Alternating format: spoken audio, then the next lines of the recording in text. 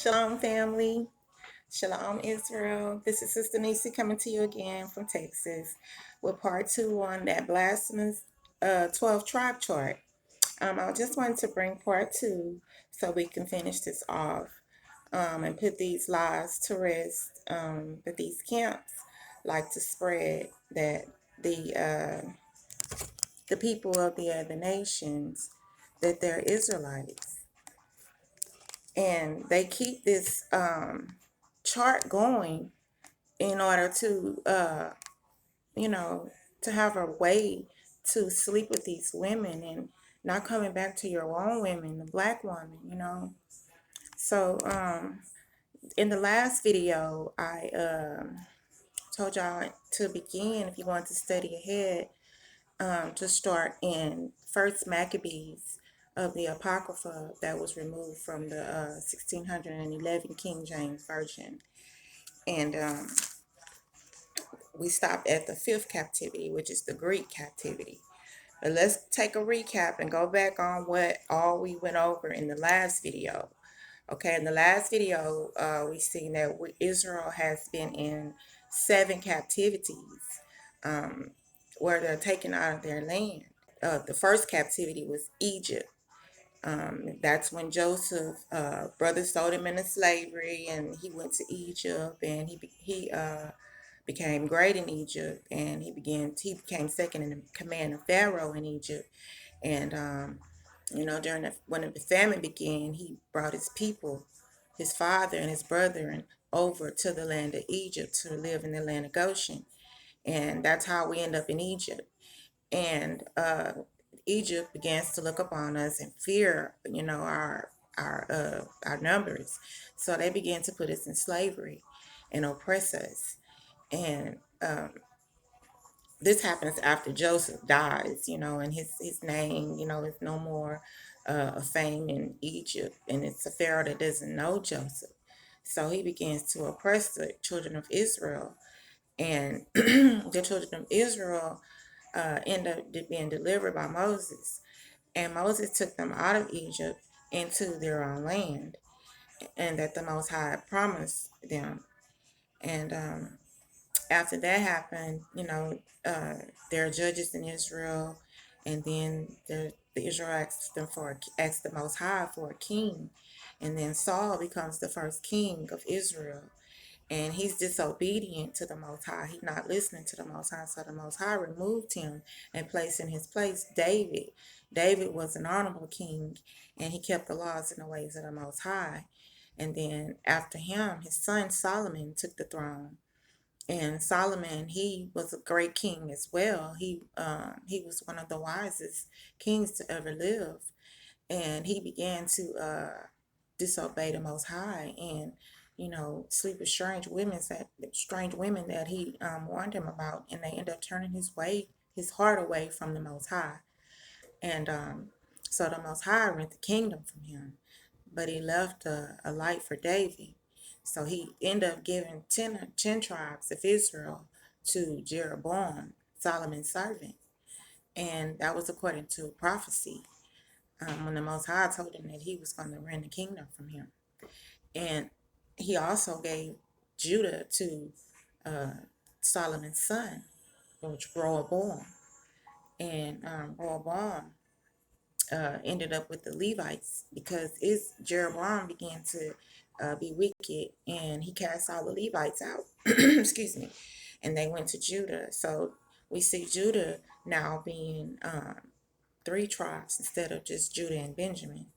And then this is where we see when the kingdom splits into 2, we have the 10 tribes, which are the northern kingdom, and the 3 tribes, which are the southern kingdom, which is Judah, Benjamin, and Levi. And when we see the split, you see the 10 tribes go into captivity under Assyria. The king of Assyria comes and he finds conspiracy in King Hoshea, and he puts him in prison and takes the 10 tribes, and he brings them to another land. And when they get to the land, they say that they're going to go even to a farther land where no man has ever dwelt, to keep the ways of the Most High. So this is what they do.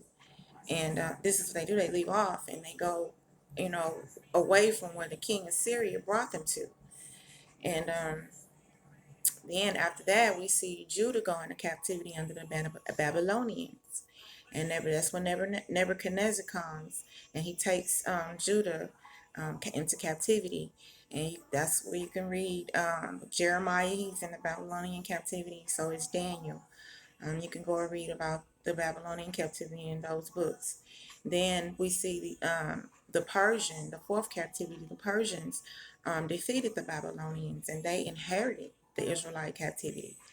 And they began to, the Most High used Cyrus. He stirs up the spirit of Cyrus and he begins to um, restore Israel. And he gathers the people, the priests, and he began to, restore Israel. But there are wicked men that come against him and come against the Israelites, and they like hinder the progress of the temple being restored. But basically, they gain their freedom under Persia, and they return home.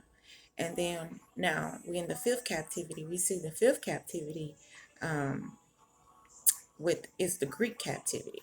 So that's the one we're going to begin with today. And I just want to tell you something, all these captivities, you would think our people would learn, and learn to be obedient to the Most High. But, loyalty is something that I see that we've always struggled with. We have to break that, because we're so divided now, that we really need unity because everybody hates us. So we're going to start in the book of Maccabees, under the captivity of.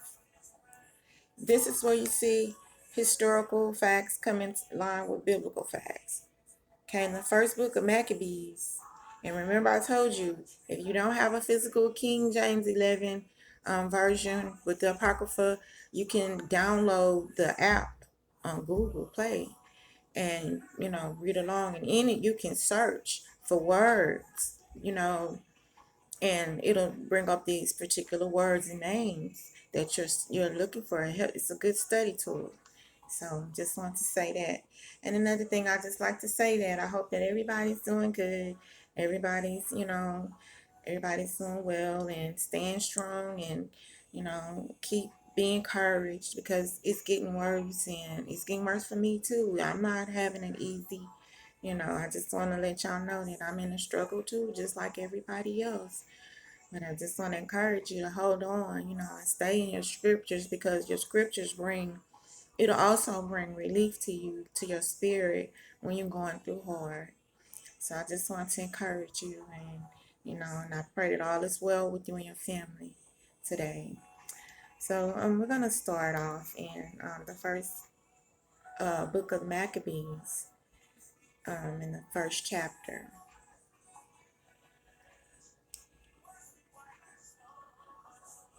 Says, and it happened after that Alexander, son of Philip the Macedonian, who came out of the land of Shittim, had smitten Darius, king of the Persians and the Medes, that he reigned in his stead the first over Greece, and made many wars and won many strongholds, and slew the kings of the earth, and went through to the ends of the earth, and took spoils of many nations, insomuch that the earth was quiet before him. Whereupon he was exalted, and his heart was lifted up. And he gathered a mighty strong host, and ruled over countries and nations and kings, who became tributaries unto him. And after these things he fell sick, and perceived that he should die. Wherefore he called his servants, such as were honorable, and had been brought up with him from his youth, and parted his kingdom among them while he was yet alive. So Alexander reigned 12 years and then died. Okay, I'm going to stop right here for a second. This Alexander that they're speaking of is the Alexander the Great that we heard about in class, in school, and in our history classes. This is who they are speaking of. Now, this lets you know that the Bible is real. The prophecies are true. Okay, this is Judas Maccabees. Um, he's an Israelite, and he's writing about the events that happened, during the Greek captivity. Okay, So I just want to let you know that Alexander of Macedonia, this is who he's speaking of. He's known as Alexander the Great. Okay, you can go look it up. It's a historical fact. Okay, so we stopped at the 8th verse. And his servants bare rule every one in his place. And after his death, they all put crowns upon themselves. So did his sons after them many years, and evils were multiplied in the earth. And there came out of them a wicked root, Antiochus, surnamed Epiphanes, a son of Antiochus the king, who had been a hostage at Rome, and he reigned in 137 years of the kingdom of the Greeks. In those days went there out of Israel wicked men, who persuaded many, saying, Let us go and make a covenant with the heathen that are round about us. For since we departed from them, we have had much sorrow. There you go. So this device pleased them well. Then certain of the people were so forward herein that they went to the king, who gave them license to do after the ordinance of the heathen. Whereupon they built a place of exercise at Jerusalem according to the customs of the heathen, and made themselves uncircumcised, and forsook the holy covenant, and joined themselves to the heathen, and were sold to do mischief. Now when the kingdom was established before Antiochus, he thought to reign over Egypt, that he might have the dominion of 2 realms. Wherefore he entered into Egypt with a great multitude, with chariots and elephants and horsemen, and a great navy, and made war against Ptolemy, king of Egypt. But Ptolemy was afraid of him, and fled, and many were wounded to death. Thus they got the strong cities in the land of Egypt, and he took the spoils thereof.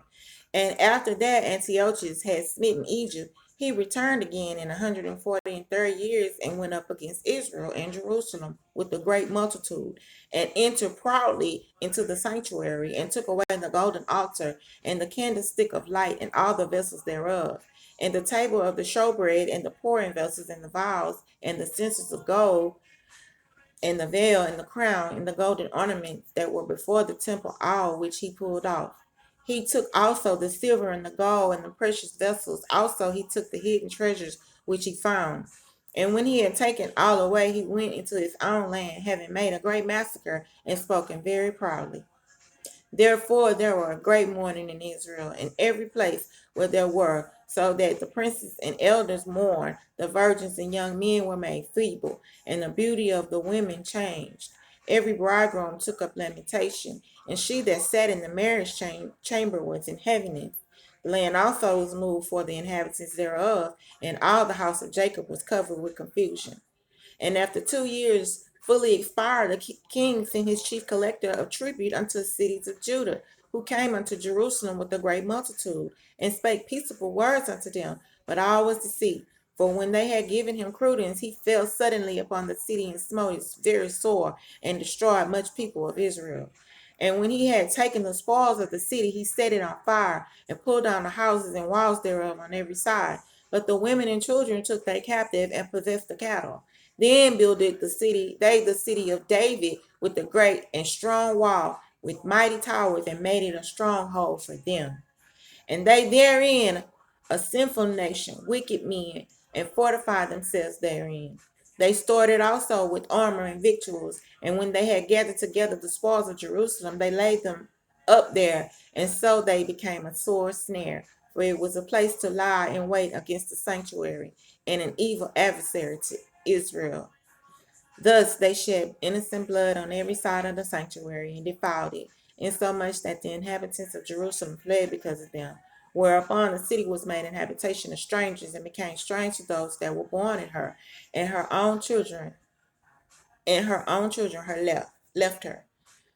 Her sanctuary was laid waste like a wilderness. Her feasts were turned into mourning, her Sabbaths into reproach, her honor into contempt. As had been her glory, so was her dishonor increased, and her excellency was turned into mourning. Moreover, King Antiochus wrote to his whole kingdom that all should be one people, and everyone should leave his laws. So all the heathen agreed according to the commandment of the king. Yeah, many also of the Israelites consented to his religion, and sacrificed unto idols, and profaned the Sabbath. For the king had sent letters by messengers unto Jerusalem and cities of Judah that they should follow the strange laws of the land and forbid burnt offerings and sacrifice and drink offerings in the temple, and that they should profane the Sabbaths and festival days and pollute the sanctuary and holy people, set up altars and groves and chapels of idols, and sacrifice swine's flesh and unclean beasts, that they should also leave their children uncircumcised and make their souls abominable with all manner of uncleanness and profanation, to the end they might forget the law and change all the ordinances. And whosoever would not do according to the commandment of the king, he said, should die. In the self same manner wrote he in his whole kingdom, and appointed overseers over all the people, commanding the city of Judah to sacrifice city by city. Then many of the people were gathered unto them, to wit, everyone that forsook the law, and so they committed evils in the land, and drove the Israelites into secret places, even wheresoever they could flee for succor.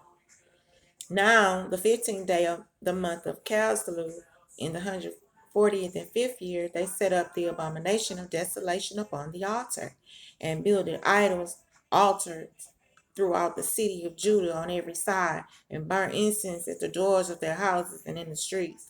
And when they had rent in pieces the books of the law which they found, they burned them with fire. And whosoever was found with any book of the testament, or if any committed committed to the law, the king's commandment was that they should be put to death. Thus did they by their authority unto the Israelites every month, to as many as were found in the cities. Now the 25th day of the month they did sacrifice upon the idol altar, which was upon the altar of the Most High. At which time, according to the commandment, they put to death certain women that had caused their children to be circumcised, and they hanged the infants about their necks, and rifled their houses, and slew them that had circumcised them. Howbeit in Israel were fully resolved and confirmed in themselves not to eat any unclean thing, wherefore the rather to die, that they might not be defiled with meats, and that they might not profane the holy covenant. So then they died, and there was very great wrath upon Israel. Okay, this captivity was horrible. Like when I was reading this, it hurt me so bad, and it grieved my spirit to see, how our people is just wicked like that. Now they made a pact with the heathen, you know, because they felt like they was doing good when they were with the heathen, but you have the Most High. The heathen serve idols, and that means they're worshiping demons, because the demons are what's behind the idols. But our people just couldn't be loyal to the Most High, and they went and made pacts with these people that really hated them, and they turned around after they um made a pact with them. They turned around and smoked the ones, and put them through a lot of grief, and you know a lot of sadistic things happened in the Greek captivity.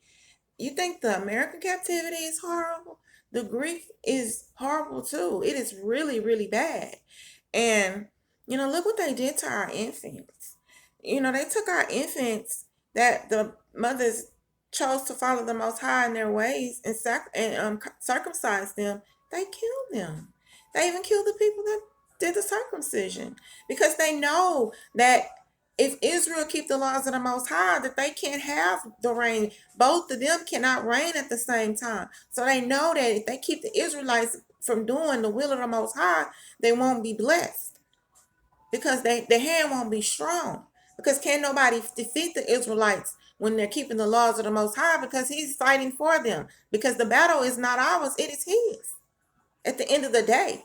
And these heathens know that. And it's a shame that our people who had the laws, you know, at the time, they knew about their ancestors, they knew about these things, and they still refuse to keep the laws and the ways of the Most High. Wickedness. And that's why we're in this situation that we're in today, because of this type of stuff, you know. And in the Greek captivity, it was wicked and horrible.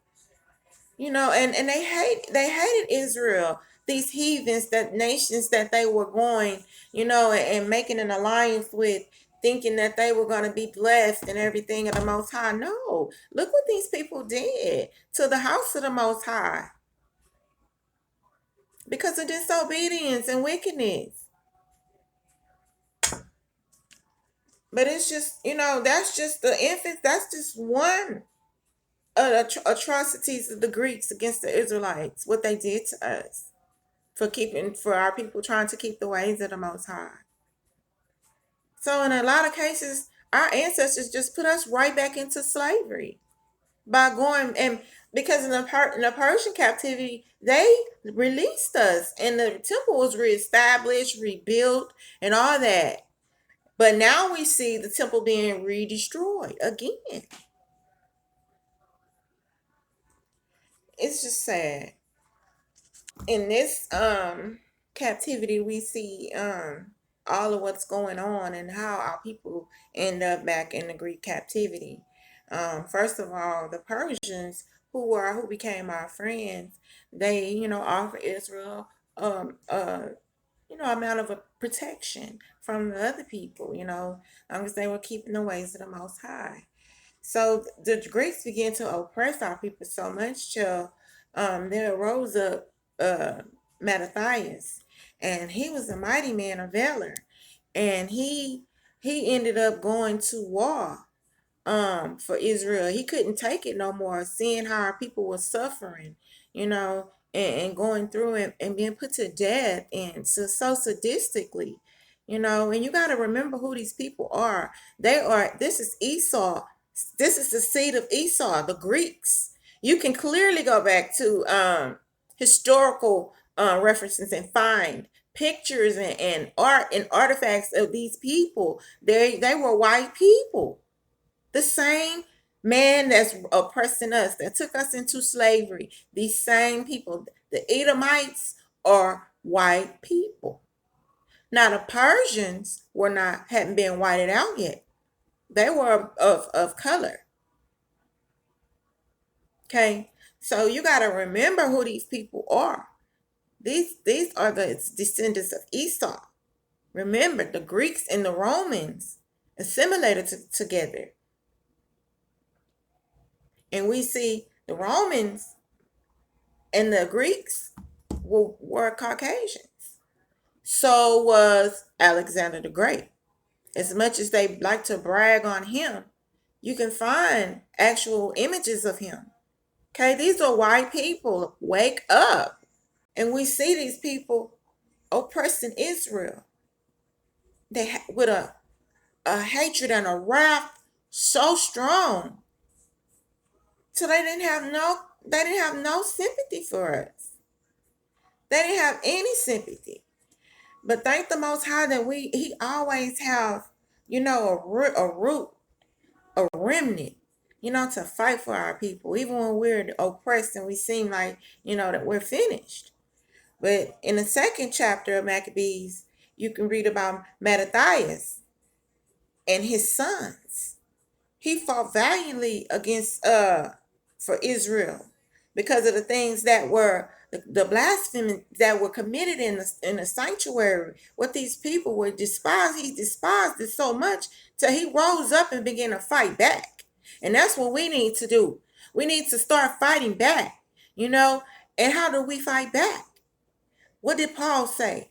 Our weapons of war are not carnal, it is spiritual.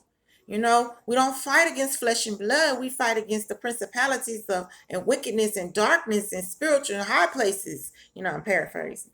But this is how we fight.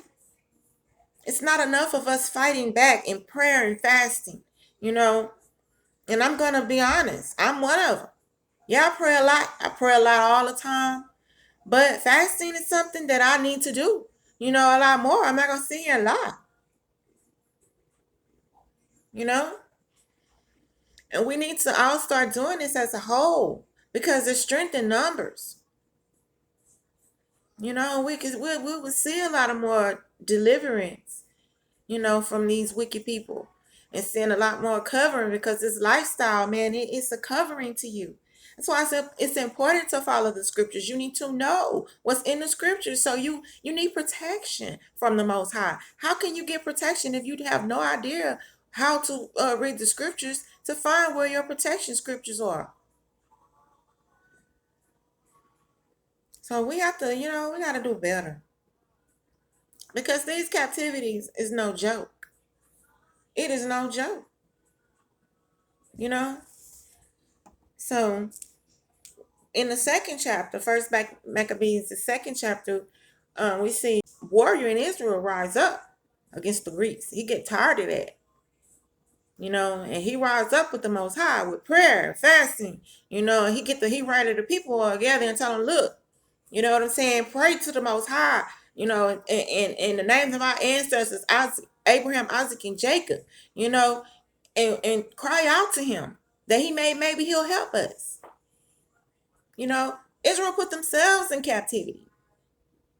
And as a result, we end up in captivity because of them.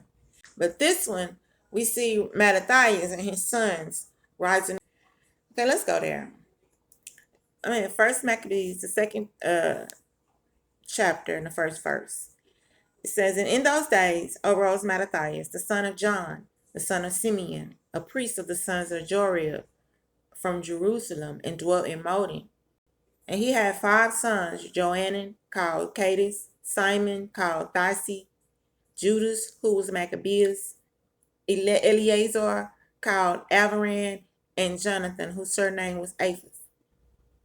Okay, these names, why they have 2 names, is because the Greek they required us to change our names into Greek names, just like here in Babylon, we have under Esau, we have their names, we carry their names. They made us forget our surnames and the name of our people, and we had to take on their names, the slave names. That's why you see many of us Israelites come back to the Most High, and we change our names to Israel, because the names that we carry, our government names, are slave names. Your last name is the name of your slave master. So this is what this is. The first name that he's given is their Israelite name. But they had to have a Greek name, because if he was to call them by an Israelite name, they would probably be put to death, So Judas' Israelite name is Judas, but his Greek name is Maccabeus. So just wanted to, bring you up to speed on that, in case you didn't know why they had 2 names. That's like in the Babylonian captivity. Daniel had another name, Belshazzar, because the king, he changed their names to Babylonian names. They changed our names for a reason. Okay, let's see. And when he saw the blasphemies, I'm in the 6th verse. And when he saw the blasphemies that were committed in Judah and Jerusalem, he said, woe is me. Wherefore was I born to see this misery of my people and of this holy city, and to dwell there, when it was delivered into the hand of the enemy, and the sanctuary into the hand of strangers? Her temple is become as a man without glory. Her glorious vessels are carried away into captivity. Her infants are slain in the streets. Her young men with the sword of the enemy. What nation had not had a part in her kingdom and gotten of her spoils? That is so true. Okay, we're in the 11th verse. All her ornaments are taken away. Of a free woman she is become a bond slave. And behold, our sanctuary, even our beauty and our glory, is laid waste, and the Gentiles have profaned it. To what end shall therefore we live any longer? Then Mattathias and his sons rent their clothes and put on sackcloth and mourn very sore. In the meanwhile, the king's officers, such as compelled the people to revolt, came into the city Modin to make them sacrifice. And when many of Israel came unto them, Mattathias also and his sons came together. Then answered the king's officers and said to Mattathias on this wise, thou art a ruler and honorable and a great man in this city, and strengthened with sons and brethren. Now therefore come thou first and fulfill the king's commandment, as all the heathen have done. Yea, and the men of Judah also, and such as remain in Jerusalem. So shalt thou and thy house be in the number of the king's friend, and thou and thy children shall be honored with silver and gold, and many rewards. Then Mattathias answered and spake with a loud voice, though all the nations that are under the king's dominion obey him and fall away everyone from the religion of their fathers and give consent to his commandments, yet will I and my sons and my brethren walk in the covenant of our fathers. I know that's right. Yah forbid that we should forsake the law and the ordinance. We will not hearken to the king's word to go from our religion, either on the right hand or on the left. Now, when he had left speaking these words, there came one of the Jews in the sight of all to sacrifice on the altar which was at Molden, according to the king's commandment. Which thing, when Mattathias saw, he was inflamed with zeal, and his reins troubled, neither could he forbear to show his anger according to judgment. You ever been so mad that you can't help but, people can't help but notice that you pissed off? Wherefore he ran and slew him upon the altar. Also the king's commissioner, who compelled men to sacrifice, he killed at the time, and the altar he pulled down.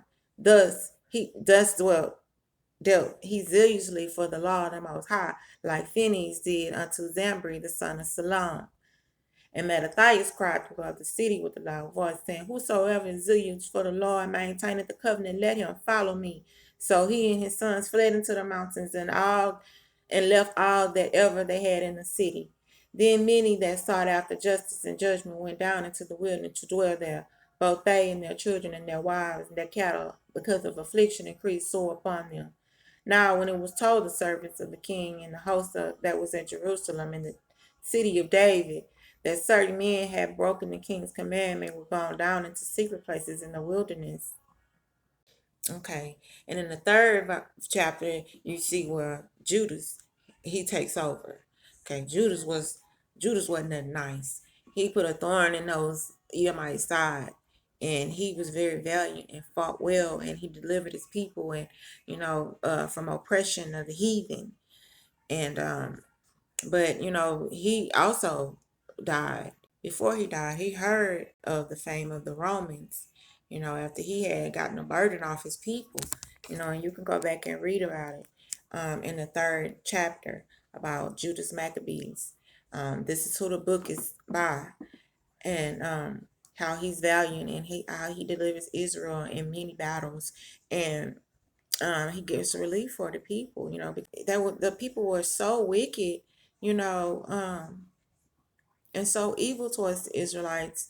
So they were sadistic in their punishment, just like the Edomites today, you know. And you can read the entire book of the Maccabees. It's all about the Greek captivity, and this is how our people they become the lost sheep of the house of Israel in Greek. Because eventually, what do you think happened? Some of our people got stuck there because of captivity, like we're stuck here in America, and so what did they do? A lot of them forgot their ways, forgot their God, forgot their names, and they began to take on the characteristics of the heathens. And just like we did in Christianity, you know what I'm saying, and the different heathen names that we bear and every are called by and answer to. So, they became just like us. So these are the Gentiles that Paul is speaking to in the New Testament. He's not talking to just random Gentile nations because they have their own gods. They have their own gods. So these are the people, their children after them, their descendants are the people who the apostles are going to, in the Roman captivity under the Messiah. This comes from Christianity, that the Gentiles shall be saved, and that he's talking to the Gentiles and all the other nations. No, he's not. He's talking to the bloodline Israelites still living in these nations because of slavery. Okay, I'm gonna go to the first Maccabees, the 8th chapter, and the first verse. Okay, it says, now Judas had heard of the Romans, that they were mighty and valiant men, and such as would lovingly accept all that join themselves unto them, and make league of the amity with all that came unto them. And that they were men of great value. It was told him also of their wars and noble acts which they had done among the Galatians, and how they had conquered them and brought them under tribute, and what they had done in the country of Spain, for the winning of the mines of the silver and gold which is there, and that they are, and by their policy and patience they had conquered all the place, though it were very far from them. And the kings also that came against them from the uttermost parts of the earth, till they had discomfited them, and given them great overthrow, so that the rest did give them tribute every year. Besides this, how they had discomfited in battle Philip, and Perseus the king of Sidons, with others that lifted up themselves against them, and had overcome them. How also Antiochus the great king of Asia, they came against them in battle, having 120 elephants with horsemen and chariots, and a very great army was discomfited by them. And how they took them alive and covenanted that he and such as reigned after him should pay a great tribute and give hostages, and that which was agreed upon. In the country of India and Media and Lydia, and of the goodliest countries which they took of him and gave to King Emenes. Moreover, how the Grecians had determined to come and destroy them, and that they, having knowledge thereof, sent against them a certain captain, and fighting with them slew many of them, and carried away captives their wives and their children, and spoiled them, and took possession of their lands, and pulled down their strongholds, and brought them to be servants unto this day. It was told him besides how they destroyed and brought under their dominion all the kingdoms and isles that at any time resisted them, but with their friends and such as relied upon them, kept in amity, and that they had conquered kingdoms both far and nigh, insomuch as all that heard of their name were afraid of them. Also that whom they would help to a kingdom, those reigned, and whom again they displaced. Finally, that they were greatly exalted. Yet for all this none of them wore a crown, or was clothed in purple to be magnified thereby. Moreover, how they had made them for themselves a senate house, wherein 320 men sat in council daily, consulting always for the people, to the end they might be well ordered, and that they committed their government to one man every year, who ruled over all their country, and that all were obedient to that one, and that there was neither envy nor emulation among them. In consideration of these things, Judas Eupolemus, the son of John, the son of Achos, and Jason, the son of Eleazar, sent them to Rome to make a league of amity and confederacy with them, and to entreat them that they would take the yoke from them. For they saw that the kingdom of the Grecians did oppress Israel with servitude. They went therefore to Rome, which was a very great journey, and came into the city, where they spake and said, Judas Maccabees with his brethren and the people of the Jews have sent us unto you to make a confederacy and peace with you, and that we might be registered your confederates and friends, so that matter pleased the Romans well. So we see here Judas, before he, did this with the Romans, he studied them. And who does that remind you of? The Senate House. And one man rule over them. It changed every year. Who does that remind you of? America. America. Don't be no fool. These are the same people.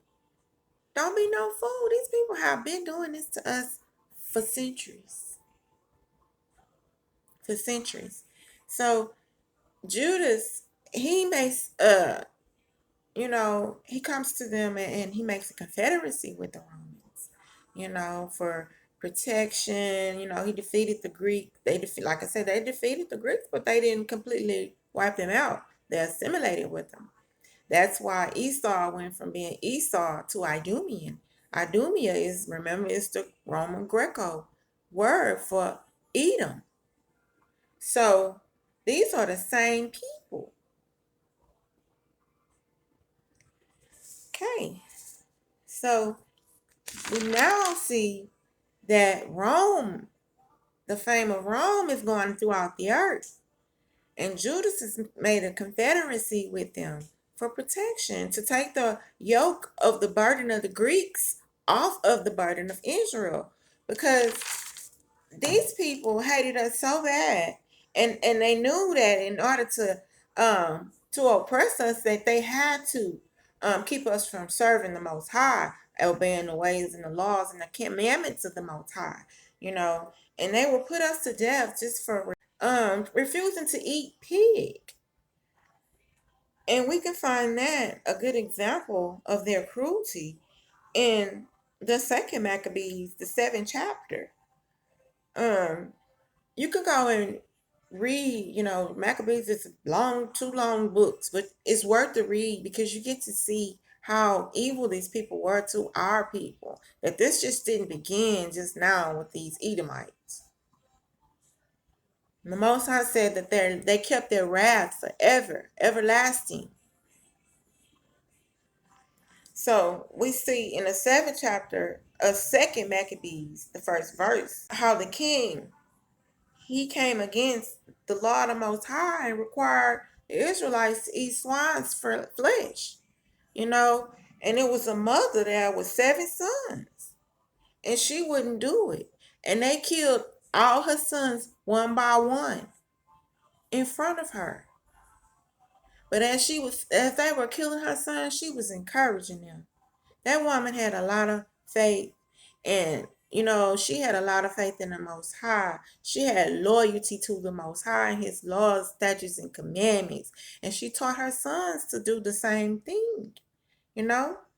So they all went to their deaths, encouraging their mom, and their mom was encouraging them. And at all the while, the king is making a mockery of them. Read this. This is worth the read. Let's start at the first verse. It came to pass also that 7 brethren with their mother were taken and compelled by the king against the law to taste swine's flesh, and were tormented with scourges and whips. So they beat them too.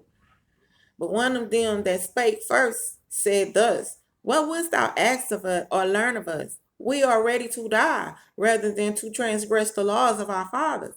Then the king, being in a rage, commanded pans and cauldrons to be made hot.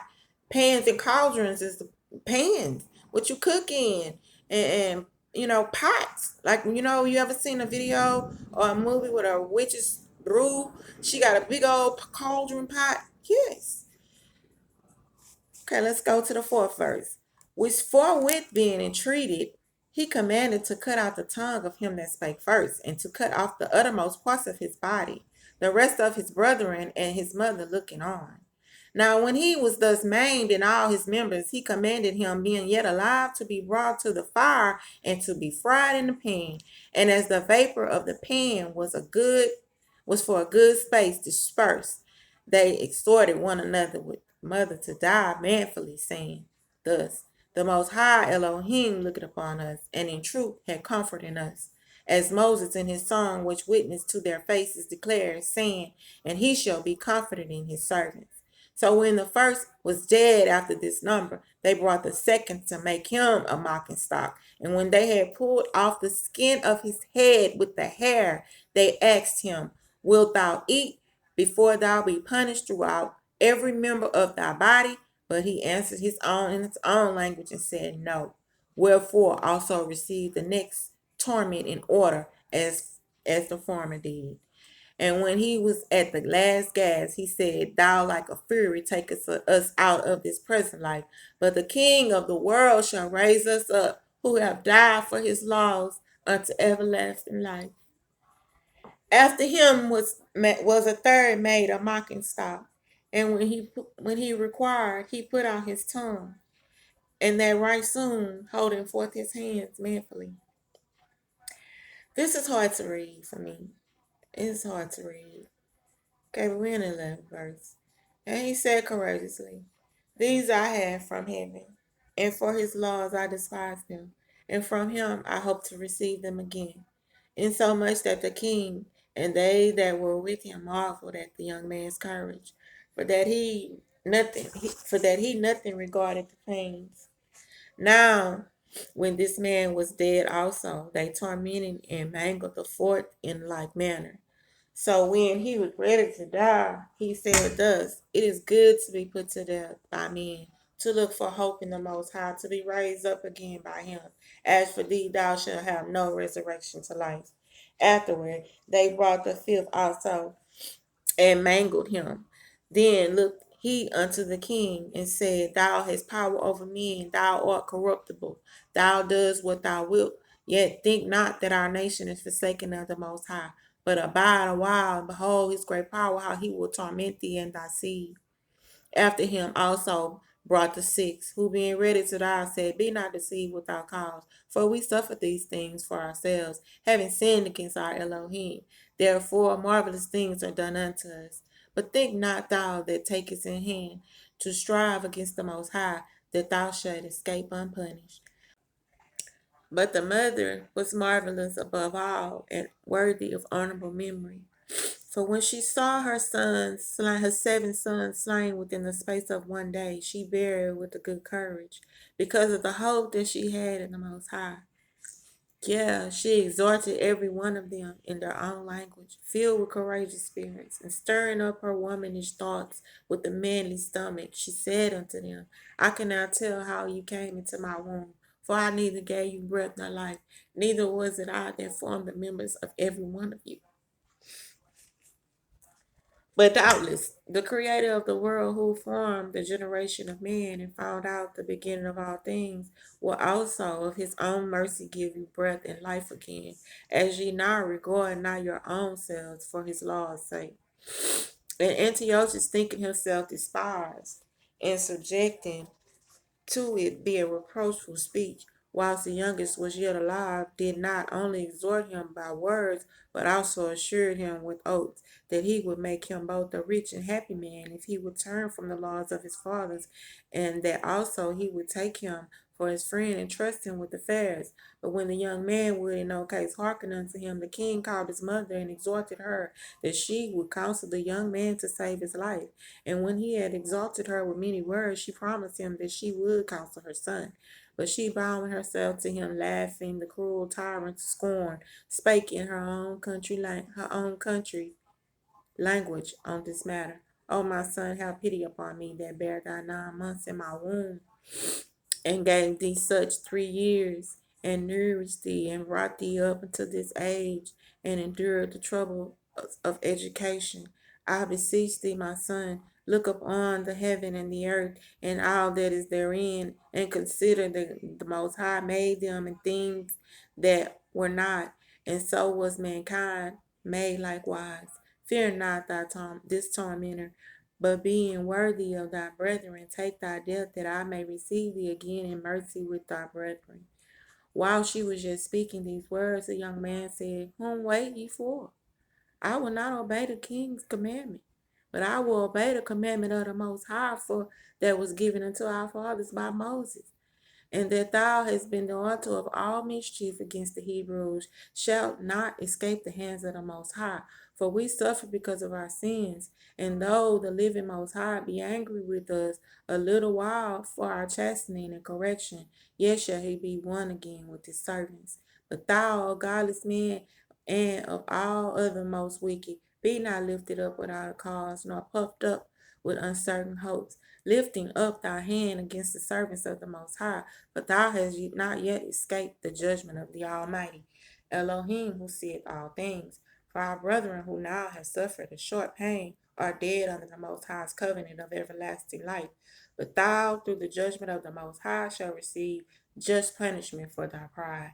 But I, as my brethren, offer my body and my life for the laws of our fathers, beseeching the Most High that he will speedily be merciful upon our nation, and that thou by thy torments and plagues mayest confess that he alone is the Most High, and that in me and my brethren the wrath of the Almighty, which is justly brought upon our nation, may cease.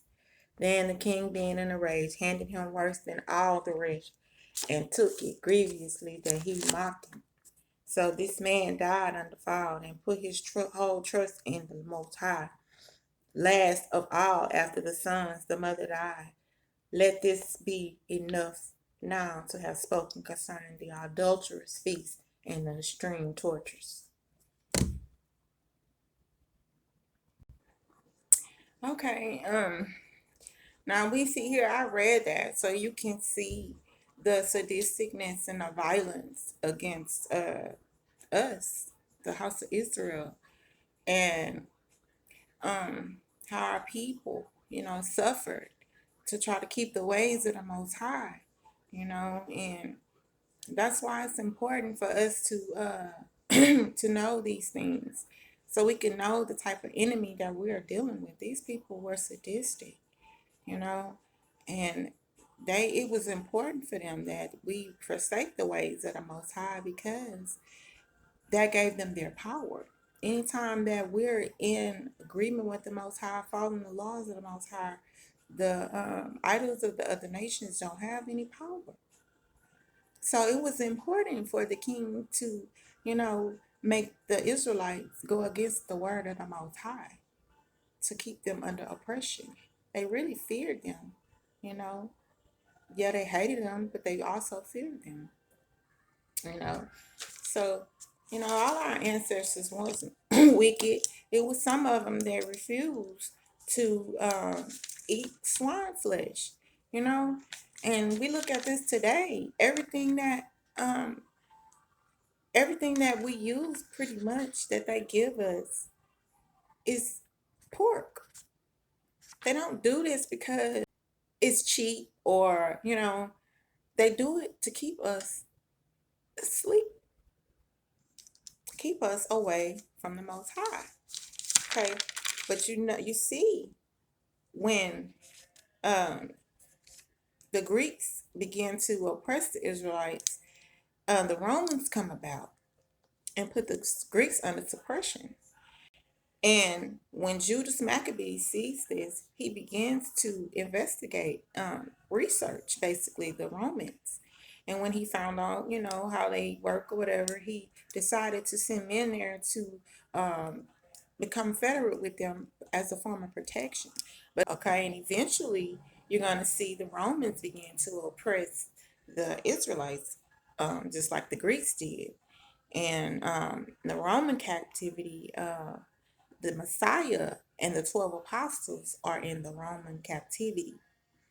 Um, and in this captivity, it didn't happen outside their land. Okay, they remember under the Persians, they went home. Okay, the Greeks didn't take them all out of their land. Some of them remained, behind it, that could, survive. And so we see the Romans, bringing them back into their land or whatever, but they began to oppress them as well, and they put Edomites above them. Like I said, Herod was the Edomite.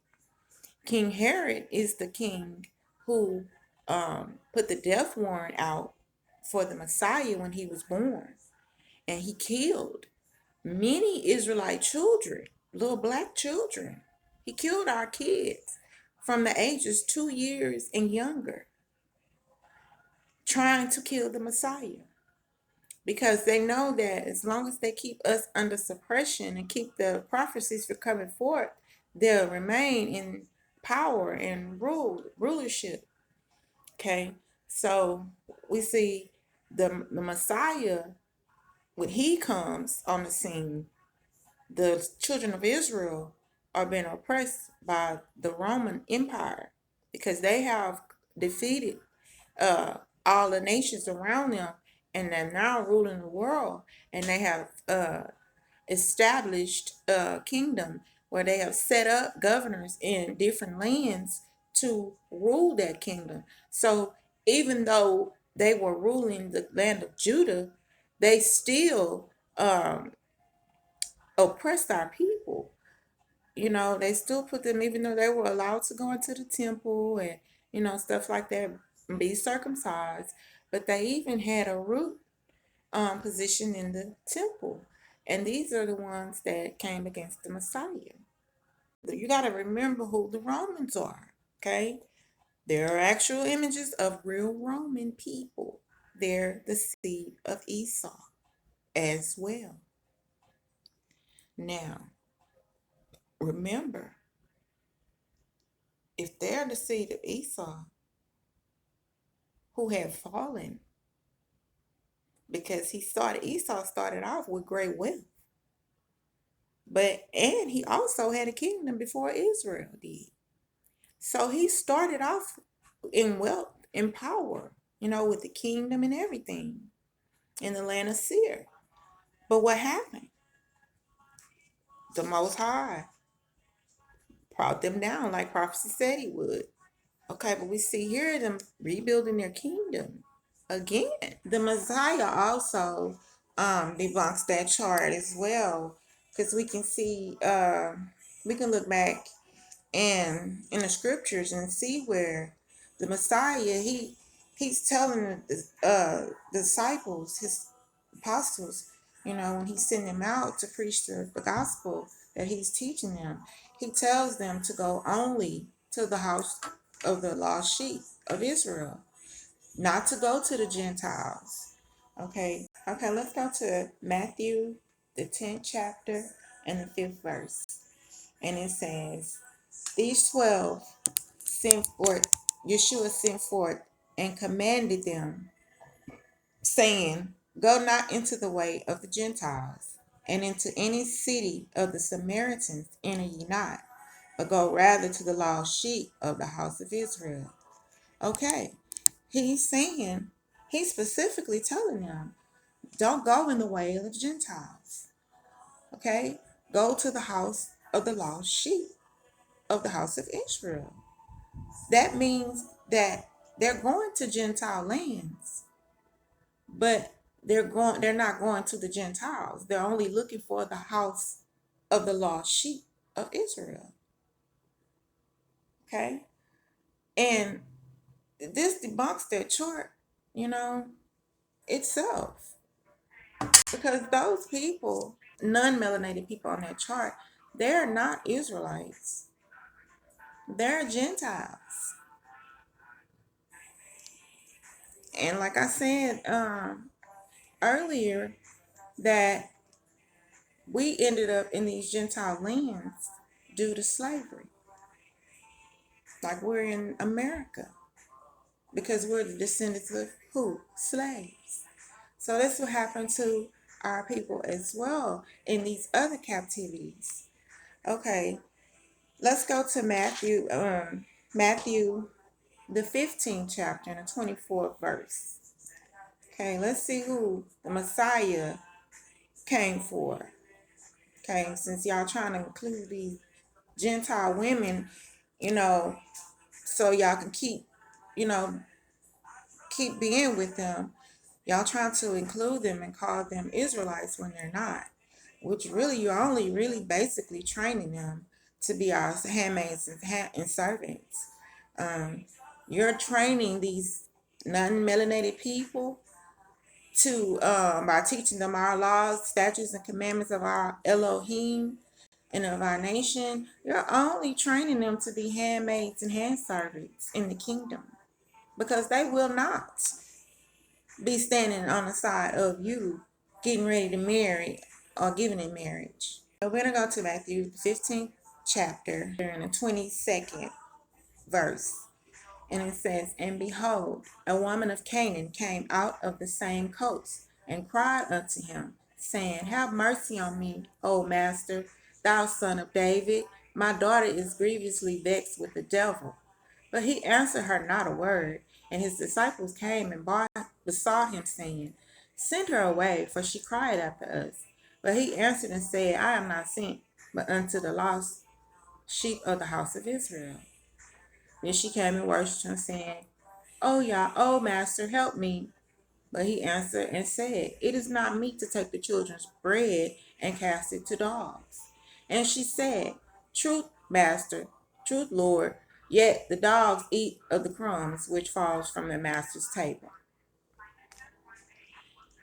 So we see here, Messiah, he's outright telling a woman of Canaan, she's not an Israelite, that he only came for a particular nation of people. And he's telling her that it's not right to take the children's bread and give it to dogs. You don't hear her saying, I'm not no dog. You don't hear her saying that. You don't hear her saying, "Who you calling the dog?" Like what the? You don't hear her saying that neither. She answered it and she said accordingly. Yet the dogs eat the crumbs that fall from the master's table. So he gave her what she asked for because that was she humbled herself and that was great faith that she had. And that's why he gave her what she wanted, you know? So right there he's telling the world how we missed this, I don't know. He's telling the world that, I only came for one particular nation of people. And who is the lost sheep? The lost sheep is everybody that's scattered all over the world, not in our home state. Even the 10 tribes, they're outcasts from the land. That means that they're not home either. That we are scattered all to the four corners of the earth. Let's go to John chapter 7. It's in the New Testament. And let's go to the 33rd verse. Then said Yeshua unto them, Yet a little while I am with you, and then I go unto him that sent me. You shall seek me, and shall not find me, and where I am, thither you cannot come. Then said the Jews among themselves, Whither will he go, that we shall not find him? Will he go into the dispersed among the Gentiles, and to teach the Gentiles? Okay. This is another example of uh, that our people are scattered to the four corners, that these Gentiles that the scriptures referring to are Israelite by blood, still living in heathen Gentile lands due to slavery. The apostles are talking amongst themselves, and they're asking them, what is he talking about? The Messiah just told them that, well, he's one that can't come or whatever. So they want to know, where is it that he's going, that we can't come, and that we won't be able to find him. And they said, well, where did he go? To the dispersed among the Gentiles and teach the Gentiles? That's who the Messiah came from. So don't let nobody trick you and fool you. If you follow these camps and they telling you that these non-melinated people are Israel, and to get you to marry them, I hope y'all have enough sense to realize that the Most High is not no fool. If all the tribes left black, they're gonna come back black. Point blank. Period. you can't you can't mix up the Most High seed like that. You know you can't do that. So that's the Roman captivity. And the Roman captivity was pretty bad as well. It was, it's like I said, it's basically the same race of men oppressing the Israelites again. And some of them they did take to Rome, and they were in service there. And then most of them, they left in and around Jerusalem, around Israel. So the ones that they left around Israel, they oppressed them. They oppressed them way more than they oppressed the ones in the outskirts of the land. And we see how King Herod, how he had no mercy upon the children of Israel, the infants. He had no mercy upon them. 2 years younger and under. Imagine the mothers who were breastfeeding their children, who had infants. They imagine the hurt and the pain and the anguish that they went through. You would think our people would learn, from all these captivities, but for some reason we can't get it. Our people were so wicked to the point that they offered us up, and put the blood of the Messiah on us. So that's why we bear the curses today and we suffer affliction today, you know, because of what our ancestors did. Now we see when the Messiah is getting ready to be crucified, he's getting ready to be crucified by the Romans. And you know, if you're familiar with the life and the death of the Messiah, you would know that there was also a criminal named Barabbas. And Barabbas was a murderer, a thief. You know, he was one that would always keep the people riled up, you know, and doing riots and all stuff like that. So he was in jail while the Messiah was in jail as well. So the custom was during this particular holiday, um, they would give one criminal pardon, and you know, it was a custom that they kept every year. Okay, so they brought the Messiah out with Barabbas, and but the the governor from Rome, who was ruling Judea at the time, he felt like that was wrong. Like, y'all killing an innocent man. You know, I don't want no parts of that. You know, but our people were so wicked as usual. Let's see what happens and see why we're in this predicament that we're in now. This is very sad and hurt me. When I found this out, it made me cry. You know, I mean, how could you do that to your generations ahead of you? But anyway, let's go to Matthew, the 27th chapter. Let's start at the 17th verse. It says, therefore, when they were gathered together, talking about the people, Pilate said unto them, Pilate is the governor of from Rome, who been placed over Judea. Pilate said unto them, whom will ye that I release unto you, Barabbas or Yeshua, which is called Christ? For he knew that for envy they had delivered him. Talking about the uh, Pharisees and Sadducees. When he was set down on the judgment seat, his wife sent unto him, saying, have thou nothing to do with that just man, for I have suffered many things this day in a dream because of him. But the chief priests and elders persuaded the multitude that they should ask for Barabbas and destroy Yeshua. The governor answered and said unto them, whether of the two will ye that I release unto you? They said, Barabbas. Pilate said unto them, what shall I do then with Yeshua, which is called Christ? They all said unto him, let him be crucified. And the governor said, why? What evil hath he done? But they cried out more, saying, let him be crucified. When Pilate saw that he could prevail nothing, but that rather a tumult was made, he took water and washed his hands before the multitude, saying, I am innocent of the blood of this just person. See ye to it. Then answered all the people and said, his blood be on us and our children. Then released he Barabbas unto them, and when he had scourged Yeshua, he delivered him to be crucified. No, that's sad. You know, before we even were born, we were already sold out. Our forefathers sold us out and put the blood of the Messiah on our heads.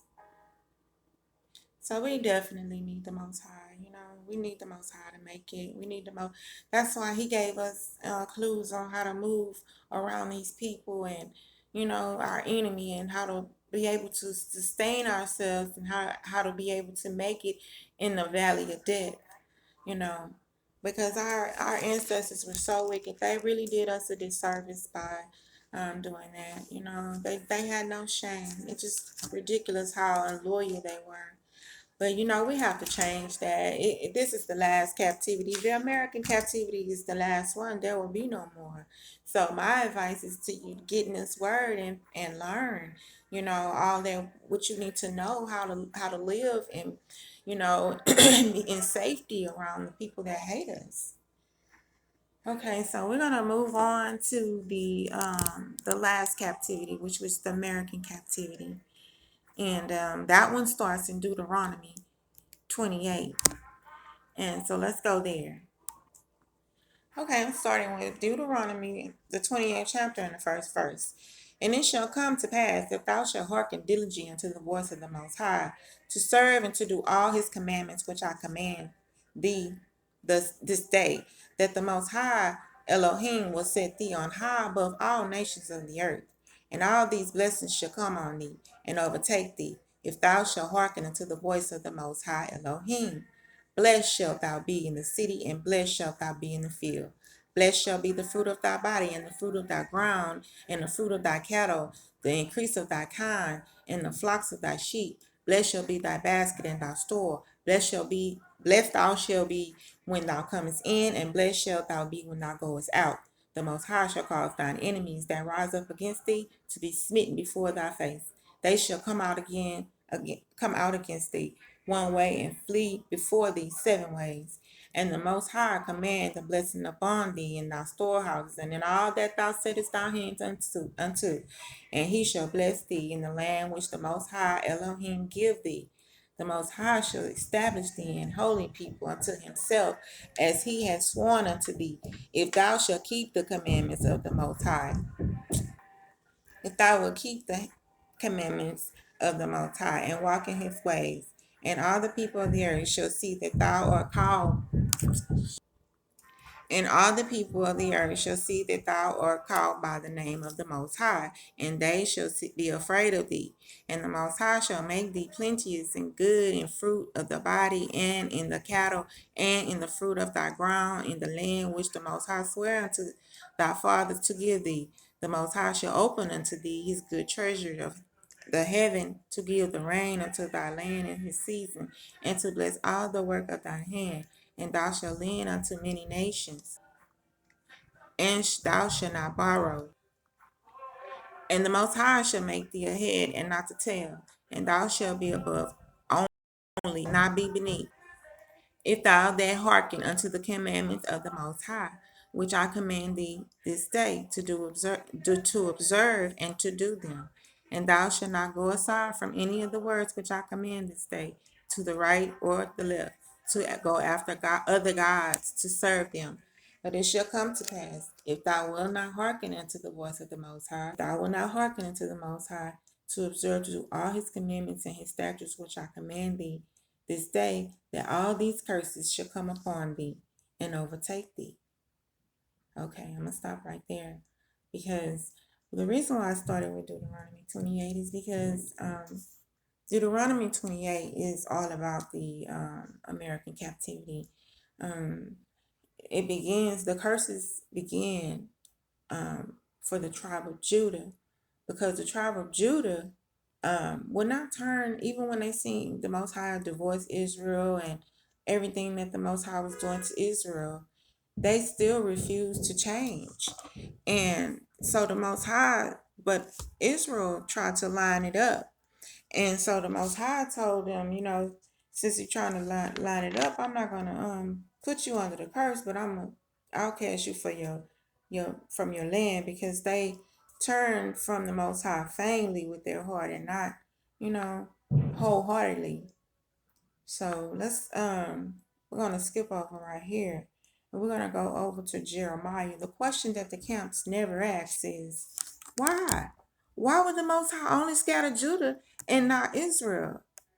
That's the question they never ask, because they don't want to know. They don't care. But we're going to find out why. Why did he do that? Okay. Let's go to Jeremiah, the 3rd chapter, in the 1st verse. They say, if a man put away his wife, and she go from him and become another man's, shall he return unto her again? Shall not that land be greatly polluted? But thou hast played the harlot with many lovers. Yet return unto me, said the Most High. Lift up thine eyes unto the high places, and see what thou hast been lying with. In the ways hast thou sat for them, as the Arabian in the wilderness, and thou hast polluted the land with thy whoredoms and with thy wickedness. Therefore the showers have been withholding, and there have been no latter rain. And thou hast a whore's forehead, thou refused to be ashamed. Wilt thou not from this time cry unto me, my Father, thou art the God of my youth? Will he reserve his anger forever? Will he keep it to the end? Behold, thou hast spoken and done evil things as thou could. The Most High said, also say unto me, in the days of your Hosea the king, hast thou seen that which backsliding Israel have done? She is gone up upon every high mountain and under every green tree, and there have played the harlot. And I said, after she had done all these things, turn thou unto me. But she returned not, and her treacherous sister Judah saw it. And I saw when, for all the causes whereby backsliding Israel committed adultery, I had put her away and given her a bill of divorcement. Yeah, yet her treacherous sister Judah feared not, but went and played the harlot also. It came to pass through the lightnings of her whoredom that she defiled the land and committed adultery with stones and with stocks. And yet for all this her treacherous sister Judah had not turned unto me with her whole heart, but faintly, said the Most High. And the Most High said unto me, the backsliding Israel have justified herself more than treacherous Judah. Go and proclaim these words toward the north, and say, return thou backsliding Israel, said the Most High, and I will not cause my anger to fall upon you, for I am merciful, said the Most High, and I will not keep my anger forever. So we see here that the reason why the Most High only outcast Israel from the land and put Judah under the curse. He put Judah under the curses because Judah still wouldn't, Israel did try to, clean up their act, but not Judah. Judah kept sinning full force. It's just ridiculous how wicked our people is. Okay, let's go to the 13th verse. In the 13th verse, only acknowledge thine iniquity, and thou hast transgressed against the Most High thy Elohim, and hast scattered thy ways to the strangers under every green tree, and ye have not obeyed my voice, said the Most High. Turn, O backsliding children, said the Most High, for I am married unto you, and I will take you, one of a city, two of a family, and I will bring you to Zion. So where are all these camp dudes going? By the hundreds, in the by the fourfold of the hundredfolds. How are they according to scripture? Scripture says I'm gonna take you how many? One of a family, two of a city. So where all these, when they go marching through the streets, that's how you know that they working for the man. When they go marching through the streets, they be 800, 900 of them deep. And that's not how the Most High said he was going to draw us. So, just want to say that too. It's so many scriptures that debunk the 12 tribe chart. I don't understand why they keep following it, because it's a lie. And it's so easily found in the scriptures if you do the research. It's no reason to be following that chart. A lot of them following that chart because they wicked. Okay, so let's go back to Deuteronomy 28. Okay, we're going to start in the 16th verse. It says, the 16th verse is, cursed shalt thou be in the city, and cursed shalt thou be in the field. Cursed shall be thy basket and thy store. Cursed shall be the fruit of thy body and the fruit of thy land, the increase of thy kind and the flock of thy sheep. Cursed shalt thou be when thou comest in, and cursed shalt thou be when thou goest out. The Most High shall send upon thee cursing, vexation, and rebuke in all that thou settest thine hand unto, for to do, until thou be destroyed, until thou perish quickly, because of the wickedness of thy doings, whereby thou hast forsaken me. The Most High shall make the pestilence cleave unto thee, until he have consumed thee off of the land, whether thou goest to possess it. The Most High shall smite thee with consumption, and with fever, and with inflammation, with extreme burning, and with the sword, and the blasting, and with mildew, and they shall pursue thee until thou perish. And thy heaven that is over thy head shall be brass, and the earth that is under thee shall be iron. The Most High shall make the rain of thy land powder and dust. From heaven shall it come down upon thee until thou be destroyed. The Most High shall cause thee to be smitten before thine enemies. Thou shalt go out one way, against them, and flee 7 ways before them, and shall be removed into all the kingdoms of the earth. And thy carcass shall be meat unto all the fowls of the air, and unto the beasts of the earth, and no man shall fray them. The Most High will smite thee with the botch of Egypt, and with the emerods, and with the scab, and with the itch whereof thou canst be healed. The Most High shall smite thee with madness, and blindness, and astonishment of heart, and thou shalt grope at the noonday, as the blind gropeth in darkness, and thou shalt not prosper in thy ways. And thou shalt be only oppressed and spoiled evermore, no man shall save thee. Thou shalt betroth thy wife, and another man shall lie with her. Thou shalt build an house, and thou shalt not dwell therein. Thou shalt plant a vineyard, and shalt not gather the grapes thereof. The ox shall be slain before thine eyes, and thou shalt not eat thereof. Thine ass shall be violently taken away from before thy face, and shall not be restored unto thee. The sons and thy daughters shall be given unto another people, and thine eyes shall look and fail with longing for them all the day long, and there shall be no might in thy hand. The fruit of thy land and all the laborers shall a nation which thou knowest not eat up, and thou shalt be only oppressed and crushed always, so that thou shalt be mad for the sight of thine eyes which thou shalt see. The Most High shall smite thee in the knees and in the legs with the sore botch that cannot be healed, from the sole of thy feet unto the top of thy head.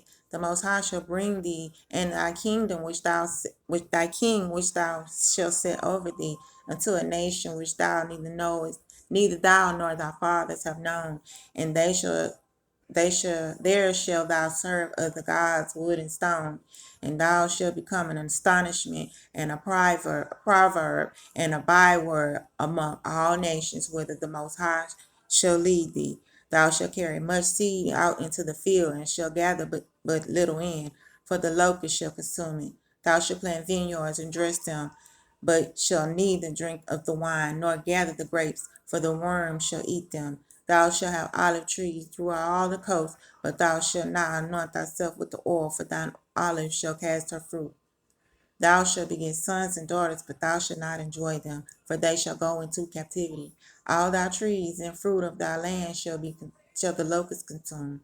The stranger that is within thee shall get up above thee very high, and thou shalt come down very low. And he shall lend to thee, and thou shalt not lend to him. He shall be the head, and thou shalt be the tail. Moreover, all these curses shall come upon thee, and shall pursue thee, and overtake thee, till thou be destroyed, because thou hearkenest not unto the Most High, to keep his commandments and his statutes, which he commanded this day.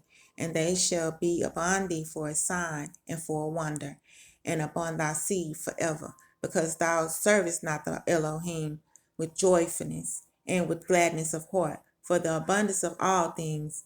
Therefore shalt thou serve thine enemies, which the Most High shall send against thee, in hunger and in thirst and in nakedness and in want of all things. And he shall put a yoke of iron upon thy neck, until he have destroyed thee. The Most High shall bring a nation against thee from far, from the end of the earth, as swift as the eagle flieth, a nation whose tongue thou shalt not understand, a nation of fierce countenance, which shall not regard the person of the old, nor show favor to the young. And he shall eat the fruit of thy cattle and the fruit of thy land until thou be destroyed, which also shall not leave thee corn, wine, or oil, or the increase of thy kind, or flocks of thy sheep, until he have destroyed thee. And he shall besiege thee in all thy gates, until thy high and fenced walls come down, wherein thou trusted it, throughout all the land. And he shall besiege thee in all the gates throughout all the land which the Most High thy Elohim hath given thee. And thou shalt eat the fruit of thine own body, the flesh of thy sons and of thy daughters, which the Most High thy Elohim hath given thee, in the siege, and in the straitness wherewith thine enemies shall distress thee. So that the man that is tender among you, and very delicate, his eye shall be evil towards his brother, and towards his wife of his bosom, and toward the remnant of his children which he shall leave, so that he will not give to any of them of the flesh of his children, whom he shall eat, because he had nothing left in the siege, and in the straitness wherewith thine enemies shall distress thee in all thy gates. The tender and delicate woman among you, which would not adventure to set the sole of her foot upon the ground for delicateness and tenderness. Her eyes shall be evil towards the husband of her bosom, and towards her son, and towards her daughter. If thou wilt not observe to do all the words of this law that are written in this book, that mayest fear, that thou mayest fear this glory and fearful name of the Most High, then the Most High will make thy plagues wonderful, and the plagues of thy seed, even great plagues, and of long continuance, and sore sicknesses, and a long continuance. Moreover, he will bring upon thee all the diseases of Egypt which thou was afraid of, and they shall cleave unto thee. Okay, let's skip down to the 68th verse, where he says, and the Most High shall bring thee into Egypt again with ships. By the way of I spake unto thee, thou shalt see it no more again. And there you shall be sold unto your enemies for bondmen and bondwomen, and no man shall buy you. Okay, you can go back and read Deuteronomy 28, the full version, to find out, that these curses also identify us, that we are the true children of the Most High, that we are the descendants of Abraham, Isaac, and Jacob. And because in these curses, that only happened to one particular people, and that's the black person, people that scattered to the four corners of the earth, you know. And these people have been real cruel and brutal and sadistic with us, even our children, and they don't care that they don't have pity on us. They don't take pity on our kids. They don't take pity on our old people, just like the curses said.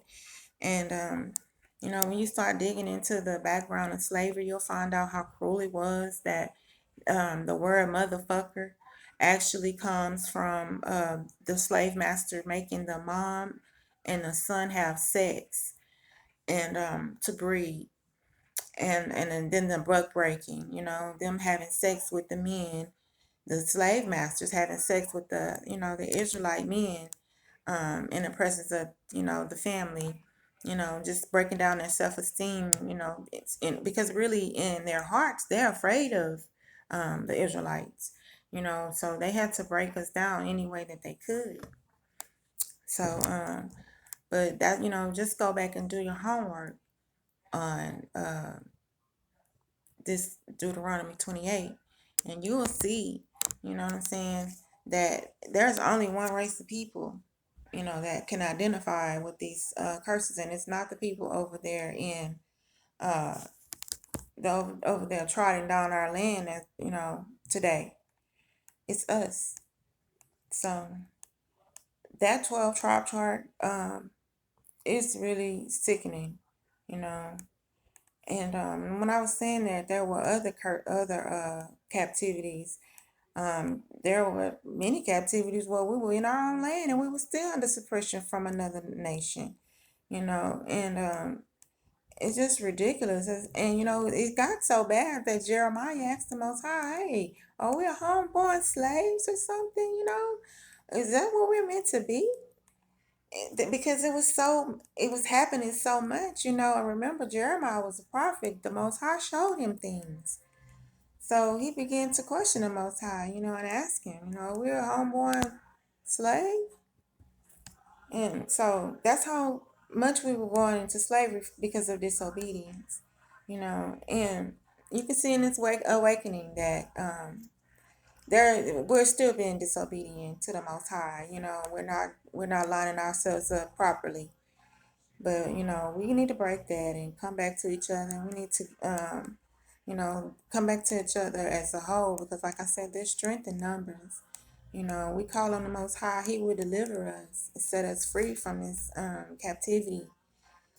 But I just wanted to bring these scriptures to you to show you that that 12 tribe chart, it is so wicked, and it's leading a lot of our people astray. And I pray that whoever watched this video, I know it's a lot of reading, but the truth is new to us, like I said before, and it consists of a lot of reading. So you're gonna have to rebuke the devil when he come trying to put you to sleep when you're reading the scriptures, you know, and You need to ask the Most High, pray and ask the Most High for understanding and help you see the truth. Because if you ask, he will, if you ask, he will help you. But he say you have not because you ask not. So I'm just gonna stop right here today and just want to say thank you for joining me.